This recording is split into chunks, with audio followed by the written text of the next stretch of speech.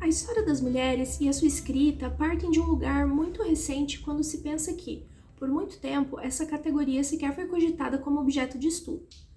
Mas por que, afinal de contas, a temática da história da mulher, das mulheres e dos estudos de gênero tomou e ainda toma tanto espaço nas discussões de interesse social, cultural e político? Quais condições históricas foram necessárias para que esse tema emergisse em determinada forma e em determinado momento? A princípio, acho importante frisar que o incômodo manifestado pelas invisibilizações e representações incompletas ou equivocadas das mulheres na história surgiu a partir do movimento feminista e de suas discussões, que resultaram, inclusive, no questionamento da elaboração e formação dos saberes e do conhecimento acadêmico. A partir dos anos 1960 e 1970, há o esfacelamento do que conhecíamos como sujeito universal, do grande homem, do homem com H maiúsculo, o que conhecemos hoje como homem ocidental, branco, cis, hétero, etc. Esse deslocamento, ou podemos dizer questionamento de perspectiva, fez com que viessem à luz sujeitos até então marginalizados, como a figura da mulher. No início dos anos 1970, houve então um verdadeiro boom acerca do tema, com novos livros, pesquisas e artigos fervilhando nos espaços intelectuais e políticos. No que diz respeito à história das mulheres, não podemos deixar de citar o nome da historiadora Michelle Perrault, conhecida como principal expoente desse campo de estudos. Podendo ser tomada como representante da terceira geração da escola dos Annales, se ancorou também no trabalho realizado pela primeira geração desse movimento historiográfico, nascido no início do século XX. Para entender a importância de Perrault, precisamos, portanto, entender que os pensadores que fundaram a corrente historiográfica dos Annales pretendiam, em primeiro lugar, distanciar a história de sua concepção enquanto campo conservador e tradicional, ancorado somente nos grandes feitos e grandes homens. Para tanto, os primeiros Annales tinham a preocupação de aproximar a história das ciências sociais e de realizar uma ampliação em seus domínios temáticos e metodológicos. Nesse processo, foram incorporadas novas fontes de pesquisa, que agora iam além de documentos oficiais, contemplando cartas, diários, iconografias, objetos de uso pessoal, fotografias, roupas, entre vários outros, assim como pensar outros espaços e outras sociabilidades, possibilitando dar visibilidade à vivência de mulheres e outros grupos que antes eram excluídos do fazer histórico. Ora, se por tanto tempo na história apenas o homem participou oficialmente do espaço público e apenas os documentos produzidos nesse espaço possuíam validade histórica, as mulheres pouco apareceriam neles, tão poucos fabricariam. Se antes as fontes e espaços contemplados pela historiografia abrangiam uma tipologia restrita no que dizia respeito às experiências das mulheres, pode-se dizer que só se foi possível fazer o que Perrault fez por conta do que os análises haviam estabelecido no início do século XX.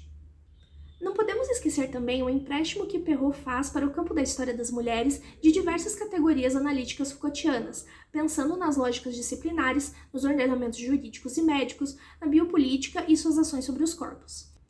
Essas ferramentas foram e ainda são extremamente utilizadas para pensar mulheres dentro de relações de poder, produção de discursos e processos de sujeição, mas também no desenvolvimento de resistências.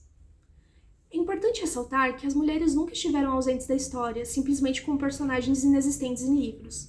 Elas estavam presentes na história, assim como estavam presentes na literatura, na arte e nos tratados médicos e científicos. Elas eram representadas através de olhares que centralizavam tradicionalmente as figuras masculinas naquelas narrativas, ou que reproduziam as dinâmicas retrógradas estabelecidas pelos próprios homens que as escreviam. Nos anos 1980, acompanhando as discussões presentes nos movimentos sociais, os debates sobre interseccionalidades, de gênero, raça, classe, orientação sexual, começaram a ganhar extrema importância dentro dos círculos feministas e os estudos de gênero. Afinal, essas discussões demonstravam que existiam diferenças dentro das diferenças, transbordando a categoria mulher. Percebe-se então que a própria categoria mulher não poderia ser visto como um bloco homogêneo.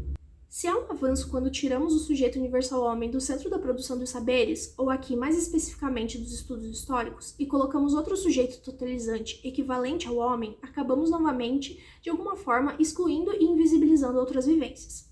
O que quero dizer é que a própria relação de complementaridade entre homem e mulher não é natural, mas construída socialmente.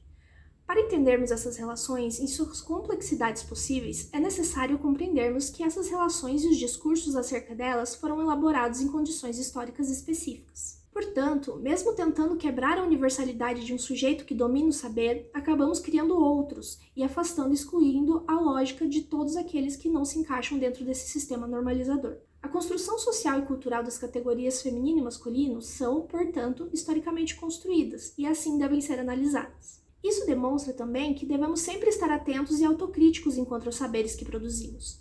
Todo saber produzido é importante, mas isso não significa que ele não possa ser superado. Se hoje falar sobre a condição da mulher é algo visto como ultrapassado dentro do campo historiográfico, certamente foi necessário para que houvessem hoje discussões acerca do gênero e categorias identitárias dentro da história. Trata-se então de uma valorização das experiências das mulheres na construção das próprias representações e da própria história.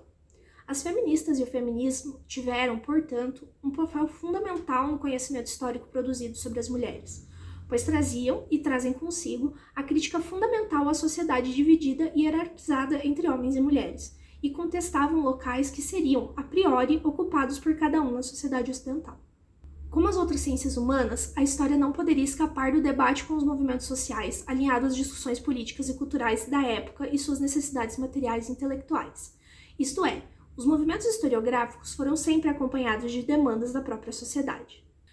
Retomando o que foi abordado no início do vídeo e as mudanças da relação da história com as mulheres, acredito que o movimento de pensarmos e repensarmos a história é sempre importante, uma vez que a necessidade do fazer e escrever a história parte sempre muito mais do presente do que do próprio passado. Ainda há muito o que se explorar sobre a história da trajetória das múltiplas mulheres que ajudaram e ajudam a construir o Ministério Público do Paraná todos os dias, pois revisitar é reinterpretar e reelaborar.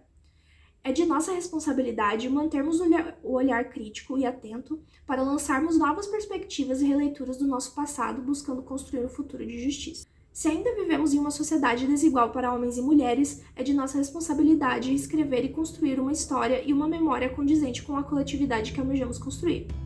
E o Ministério Público do Paraná, enquanto instituição que representa os direitos da sociedade, deve estar alinhada com existências plurais, criando espaços e servindo de plataforma para que essas discussões ocorram.